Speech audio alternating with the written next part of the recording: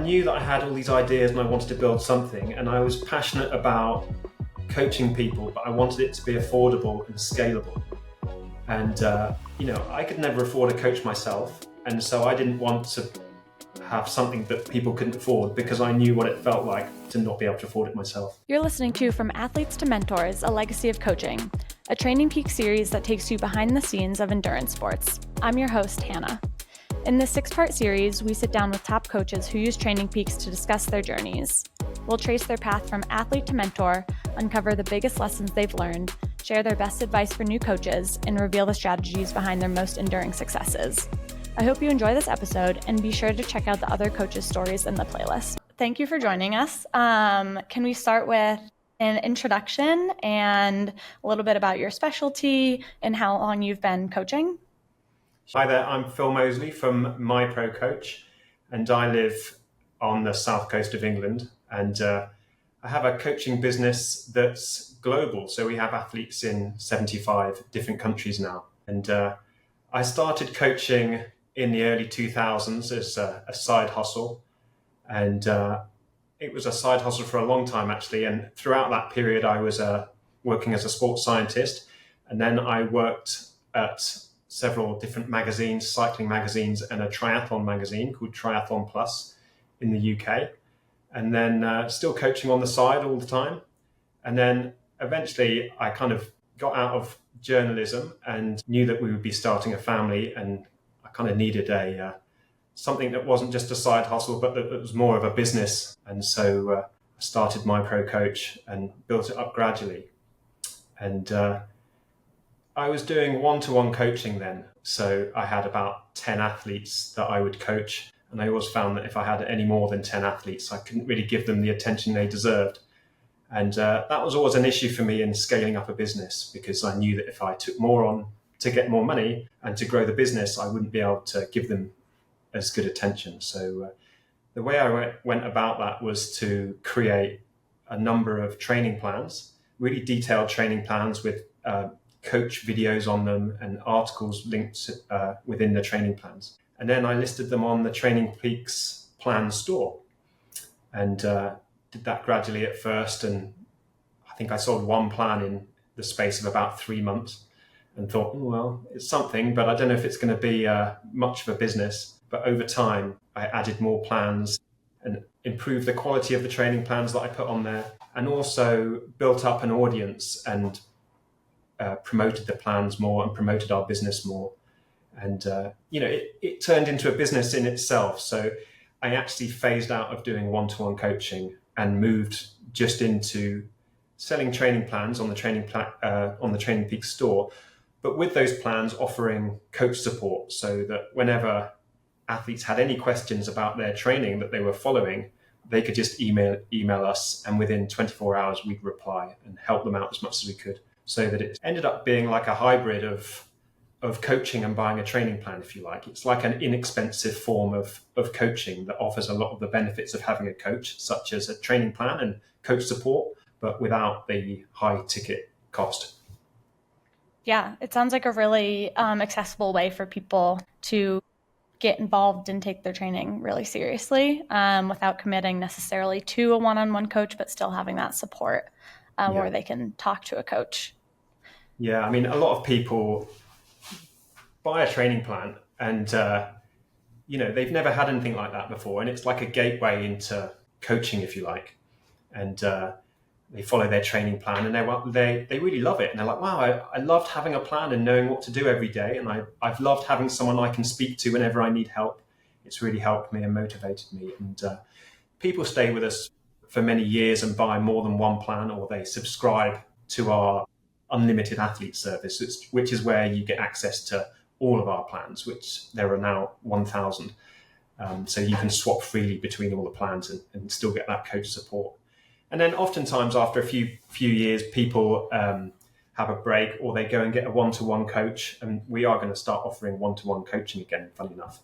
But, people go away for a while. Sometimes they come back to us again and say, oh, actually, I like this service better. I'll do this again. But it's not how I ever imagined building my coaching business when I first set out to do it. So I've kind of had to adapt as I've gone on and discovered this new way of running the coaching business, which is not just doing one-to-one coaching, but having other services such as the training plans. Yeah. So when you started your one-to-one coaching, did you ever imagine you'd have 1,000 training plans out there? No, not for a second. We work with 25,000 athletes each year, so that is not something in my wildest dreams I ever imagined we'd do. And I didn't set out with the end in mind, if you like. And as I mentioned, I put some training plans on the TrainingPeaks store and didn't sell any for months, and then sold one, and I used the money to buy a t-shirt. And then eventually I kept creating these plans whenever I had a quiet moment, and I kept improving them, and then sold a few more. And it became like a monthly income on the side, if you like. But I just kept putting more and more time into them, and eventually it grew into a business in itself. I knew that I had all these ideas and I wanted to build something, and I was passionate about coaching people, but I wanted it to be affordable and scalable. And I could never afford a coach myself, and so I didn't want to have something that people couldn't afford, because I knew what it felt like to not be able to afford it myself. And I didn't know what that solution was. And so I had this coaching business where I was coaching like 10 people, and I was charging £200 a month, which was quite a lot. It's about $250 a month.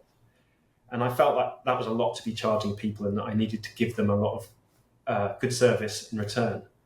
So I didn't know how to scale it up. And, I could see other people scaling up coaching businesses, but I was stopping myself from doing it because I didn't want to have more than 10 people, and I didn't know what to do about it. And in that respect, the store on TrainingPeaks was a bit of a lifesaver for me. And it was exactly what I needed to do the things I was passionate about doing, which was scaling up coaching and making it more affordable. So I was just lucky that it came along really at the right time. Yeah. And so with 25,000 athletes, would you say most are taking advantage of the access to a coach? Are a lot of people just following the plan? How do you and your coaches keep up with so many athletes? Yeah, I mean, I always liken it to a gym membership, where you get some people who join the gym and they go every single day for several hours. And then you get other people who join the gym and they don't go at all. And that's what the coach support side of it is like for us. So we get some athletes who buy a training plan and they're quite comfortable following the plan, and they don't need guidance every day. And then you get other athletes who need a bit of guidance, and then you have other athletes who want a lot of guidance. And they end up building quite a good relationship with our coaches because they're in contact with them regularly. So, it's all sorts really. There's a range of people, and the way they use it is different. Yeah, that definitely makes sense. And to be able to keep up with so many athletes, I'm sure there's a whole range. Yeah, I mean, just to sort of answer the second part of your question, actually, we've got a team of coaches now, because when I first started doing it, it was me replying to everyone's emails.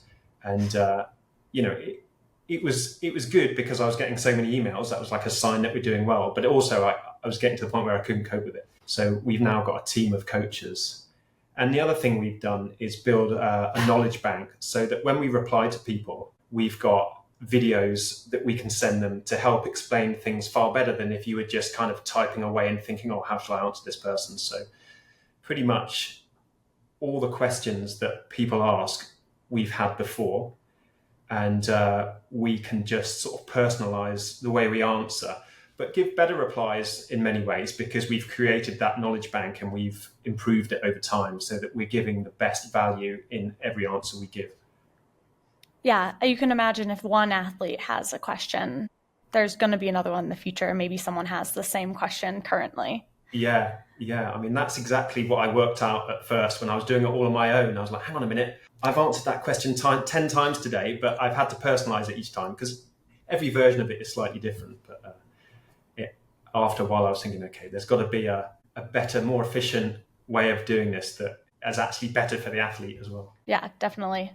And how do you encourage, so you're a father, you have a kid, you have a family. How do you encourage and support that balance with other athletes who, have a full-time job or have a family, but they also want to be reaching their goals of, finishing an Ironman or podiuming or whatever that looks like for them? Yeah, sure. I mean, it's really tricky. And I'm still an athlete myself, and I do triathlons and marathons and things, and it's something that I struggle to balance every single day, and I always have, and that's kind of what motivates me when I create training plans as well, because I know everyone else is in the same boat.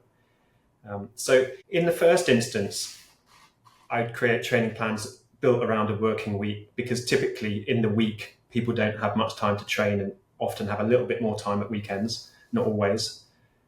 So, you can kind of plan things logically around people's availability. But the other thing that I tend to do is focus on key workouts. So if you were doing a triathlon, for example, I might set you 2 swims, 2 bikes, and 2 runs, and they'd be your key workouts. And then anything else you might do, depending on your availability and your goals, would be like optional or bonus sessions, if you like. And they might be recovery or technical sessions. But the main thrust would be those 2 swims, 2 bikes, 2 runs. And if you can kind of tick those off fairly regularly, you're going to make really good progress as an amateur athlete. And I always think that training once a day is manageable most days in some form if you've got a job, but training twice a day consistently gets really difficult when you've got a family and a job. And I think it puts too much strain on your life balance, basically. So I kind of set plans, but avoid giving people 2 sessions a day unless they specifically have got that availability and they want to do that. It's difficult with triathlon particularly because you've got 3 disciplines, plus you've got strength and conditioning. But as soon as you're doing 2 things a day, you tend to be showering twice a day as well, and getting your bike ready and getting your gear on and driving to the swimming pool. And it just adds a ton extra time to your day, and things start getting a bit stressful. So I kind of tend to avoid that if I can with amateur athletes. Yeah. And when it comes to all of your athletes, like not just amateur, but when they're looking at a plan there's 1,001 plans. I looked earlier. Yeah. That's like a cool number. That was just a complete fluke. I didn't know it was going to be 1,001. Yeah. So you have like beginner, intermediate, and expert. What are the main differences between them? Is it like training time? Is it like speed work? Or are there some main differences, or does it really change plan to plan? It's partly to do with experience and partly to do with availability. And it is kind of hard to divide things into beginner, intermediate, and advanced. And they're the categories on the TrainingPeaks plan store as well. So we tend to use those just to fit in with that. But beginner tends to be someone who's either doing it for the first time, like a cycling event or a marathon or whatever it is, or returning after a break. But it could also be someone who doesn't have much time to train as well. And then intermediate tends to be someone who's got some experience already and is perhaps doing their 2nd or 3rd event, or who has been training for quite a while and is already reasonably fit and ready to go. But also we'd look at their availability as well. And then advanced is amateur athletes who want to potentially win their age group or get a podium in their age group. And so there's a little more training in those. But still, it's built around for triathlon, it's built around 2 key swims, 2 key bikes, and 2 key runs. Whereas if it's a single sport, it's still built around 3 key workouts per week with optional sessions. And it also, the training plans that we offer, we've got some that are 12 weeks, for example, and then we've got some that are 16 weeks, but they go all the way up to 48 weeks because people want training all year round. And it's not, as a coach, I would sort of rather people trained for, say, 12 or 16 weeks and then had a break. But people want a training plan all the time because they like that routine. So we've built training plans that include kind of recovery periods throughout so that people can just stick to one training plan and follow it most of the year round. But I refuse to do 52-week training plans because I want people to have at least a month of not following a plan and doing whatever they do or don't feel like. And so for those 48-week ones, are those more like maintenance, or is there something at the end where they're like, is there a race at the end, or is it really just to have a plan for the year? Yeah, I mean, most of the plans we do have a goal race at the end of them. Mm-hmm. So they have a taper period before that race. And they go through different training phases to build you up to be ready for that race as well. Although we do have some fitness maintenance plans as well. So when people are having downtime, they still want to follow a plan, so we have fitness maintenance plans. But with a 48-week plan, they're really good for people who are doing something big like an Ironman and they've never done it before.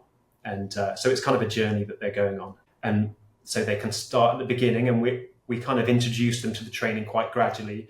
And I don't want people to be training hard all year round either. So, the training in the early phases of a 48-week plan is not that challenging. But then as you get nearer to your race, it needs to become a bit more challenging and replicate the demands of the race that you've targeted. So, they do get harder as they go on. But the longer ones are just for people who either are going on a big journey and want to do a big event, or specifically like having a one all year round or most of the year round training plan. Yeah, that makes sense. I did a race in October. That was my last marathon, and I haven't been following a plan. I'm like, my TrainingPeaks calendar is empty. Yeah. So How do you I feel definitely about that? right now I'm enjoying it because I can go mountain biking or running kind of however I want to. Yeah. And I feel like I have some extra time so I can think about what I want to do. But during really busy periods of my life, I enjoy having something to follow. I can wake up, I don't have to think about it. I can just go out and do it. Right now I'm feeling flexible. So I'm okay with it, but I'm sure soon I will need to get back on the plan. Yeah.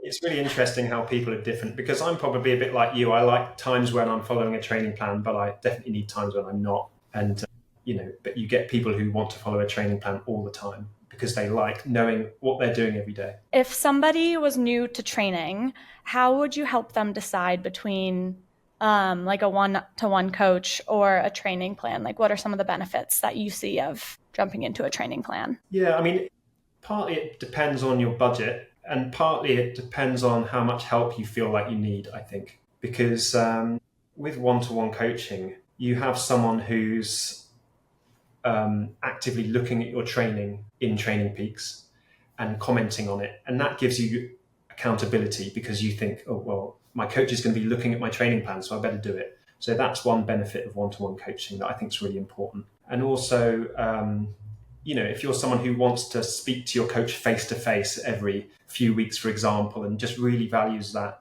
personal relationship, then one-to-one's the right path if it's within your budget. Whereas I think if you don't feel like you need that level of support, you need a kind of a roadmap, which is a training plan, and then someone to speak to ask for help when you need it. Then you could buy a training plan from TrainingPeaks, or you could subscribe to something like Unlimited Athlete, which is our subscription service. And that's a much lower ticket way of being coached, but without as many personalized options, I would say. So they're both really good, and I recommend either of them to anyone, but it does depend on your situation, what you need and what your budget is. Yeah, definitely. So let's talk about when you first got onto TrainingPeaks. What kind of came first? Did you join TrainingPeaks and then you're like, oh, I can sell training plans here? Or did you want to sell training plans and then you realized TrainingPeaks worked for you? Well, I used it as an athlete first. And I was always a big fan of the Joe Friel Training Bible books. And because he was involved in TrainingPeaks and with his son Dirk, who was one of the founders, that attracted me to TrainingPeaks. And so I used it as an athlete. And then when I started coaching a few years later, I knew that you could coach people on TrainingPeaks as well. So, I did coach for a bit, doing it on paper and sending people training plans in the post. And then I did it on a spreadsheet and I was emailing it to people. But then I did it on TrainingPeaks and it was a lot more effective. So it was quite a while before I knew about the training plan store. So I'd used it for one-to-one coaching for a long time. And then, I don't know how I realized about the TrainingPeaks store. It kind of, I noticed it by accident, I think. And I was listening to quite a few entrepreneurial and business podcasts around that time. And there were books like The 4-Hour Workweek by Tim Ferriss that talked about, trying to find side hustles and passive income and things like that. And the TrainingPeaks store always kind of sounded like something that could be a passive income to me. And ironically, it isn't a passive income, because at first I put training plans on there without coach support and no one bought them. Mm-hmm. And it was only when I said, okay, you can email the coach as much as you like, that I started selling those plans. So it was really interesting that people valued that human support more than just having the roadmap of a training plan. Yeah, they probably want the option to do it just in Yeah. case. Yeah, Yeah. well, I kind of originally I thought, oh, I'm never going to manage if everyone's emailing me all the time. So I kind of didn't put it on there that it was an option. But people emailed me anyway and taught me that that's what people wanted. So you kind of got to listen to the customer, haven't you? Yeah. Yeah, it doesn't sound passive. It sounds like a lot of work goes Yeah, into yeah. each plan, each athlete. Yeah. And not only are you a successful coach, but you're also a successful athlete, competitive athlete. Do you, as an athlete, do you use your training plans as well? Yeah, I do. I mean, it's hard coaching yourself because you think, well, I wrote this plan, so I can just change it a bit.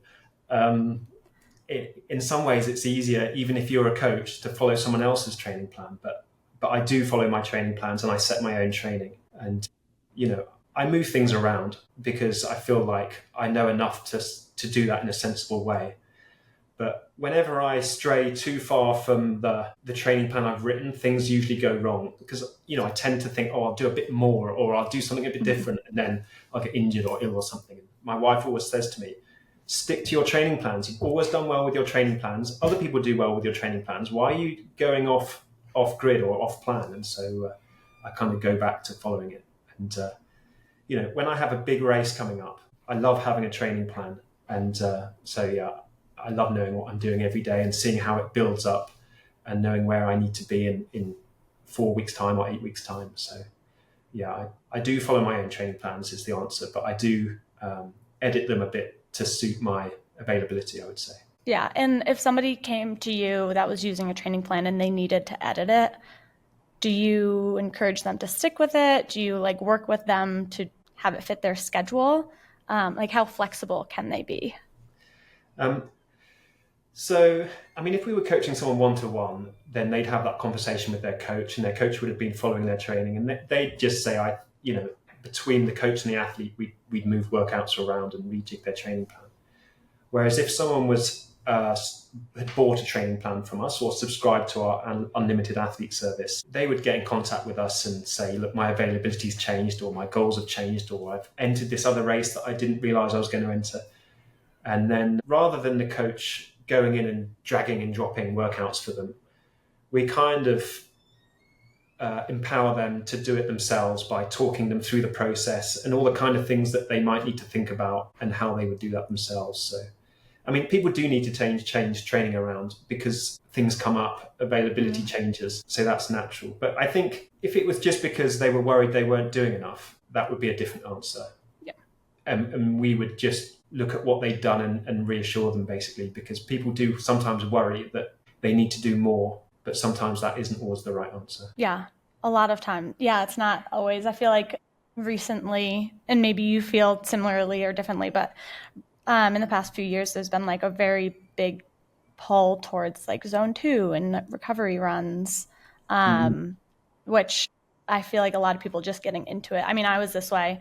Yeah, I'm the only way to get better is to be running really hard every time I run, which now I know that is not the case. And I can imagine maybe if someone is just starting out, they're thinking oh, I'm not doing enough. Why am I running slow? Or why am I biking slow? Or what does this do for me? Yeah.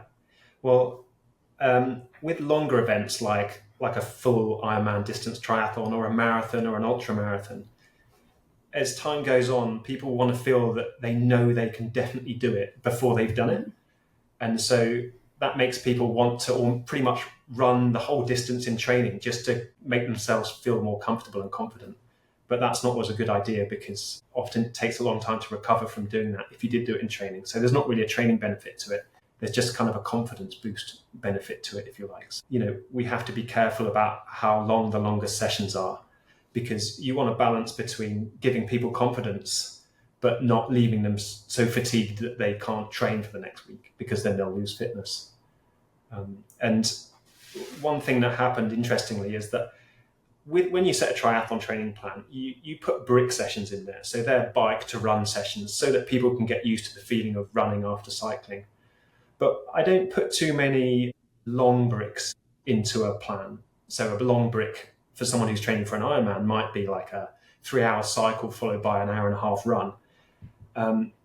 So there are a couple of those, but they're not. I don't put too many in because they're quite exhausting and they're not necessarily the best training either. Sometimes it's better to just do a longer ride and a longer run. But people have emailed in and say, I want more long bricks, and that's just because they want to feel like they've pretty much done the event before they do the event. So it's definitely a thing people worry about. That one of our jobs is to reassure people that they've done everything they need to do. In terms of the amount of kind of zone 2 work and higher intensity work, I kind of, without knowing it at the time, when I set the training plans and wrote them, they adhered pretty closely to that whole 80-20 principle of how much you do in lower intensities and how much you do in the sort of higher intensities. So that's worked out quite well. And it just happens to be what had always worked for me as an athlete, and it always worked well for the people I coach, and it led to a good kind of rest balance and a life balance as well, because you don't want to be training hard all the time. And I would also say that I've read lots of books throughout my time. I'm a big reader and I love writing as well. So, when I worked at triathlon magazines and cycling magazines, I interviewed a ton of different coaches. I read all the Joe Friel books about 5 times and had coloured stickers in them all for different pages. And I read a lot of the Matt Fitzgerald books as well. And so kind of all of those things merging into one idea of training, if you like. If somebody, let's say a new athlete was trying to find a training plan and they're like, oh my gosh, 1,001 training plans. How do I pick the right one for me? How do you help people narrow that down? So there's 2 ways really. I mean, one is that on our homepage, we have a help me choose button, and it leads you to a form where you just type in a little bit of information about what you're doing and your background. And then one of our coaches will email you and just give you a couple of different plan options and say, we think these would be the right fit. So, there's no obligation to doing that. We just do that as a free service so that hopefully if people do pick a plan, they'll pick the best one for their needs.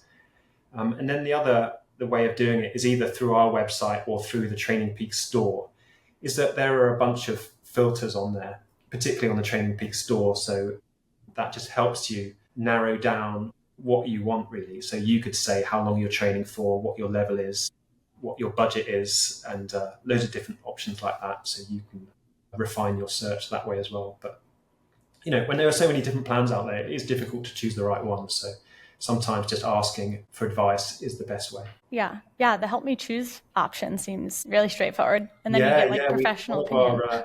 One of our coaches, Sally, does all the answers. So she's always busy replying to people and giving them the best option for whatever they want to do. Yeah, I'm sure. That sounds awesome. If a coach was just starting off and wanted to sell, focusing mostly on training plans, but didn't know how to get started, what is one piece of advice you'd give them that you either learned really early on and was happy you knew it, or wish you knew early on? Well, there's 2 things. I'll touch upon the first one quickly, which would just be customer service. And that is, doing your best for the customer and thinking about it that way first, rather than thinking about making money first, if that makes sense. Because if you're offering a great service, the money will come eventually. People will want to pay for that service. The other thing I would say is for any coach, whether it's selling training plans or coaching one-to-one or however you want to do it, would be to build an audience and have some sort of way that people can find out about you.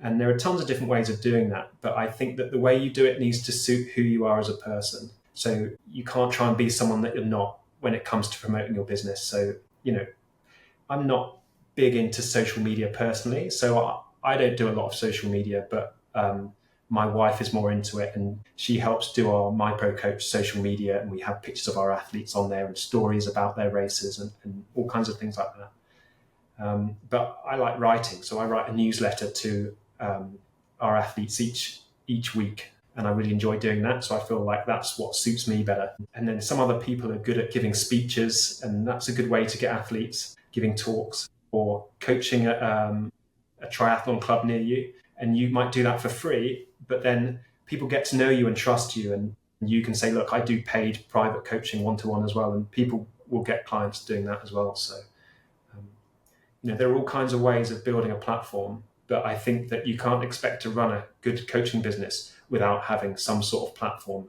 because no one will know you're there otherwise, and they won't know that you're good, or they won't know to trust you. So I think, you have to be a good coach, and then you have to be good at promoting your coaching business as well. Yeah. And instead of trying to do everything, maybe find what you're good at and what you like and really focus on that. Yeah, I think double down on what you're good at rather than trying to do 7 different things in a kind of average way. Yeah, that makes sense. I feel like that's good advice for anybody, not Yeah. just coaches.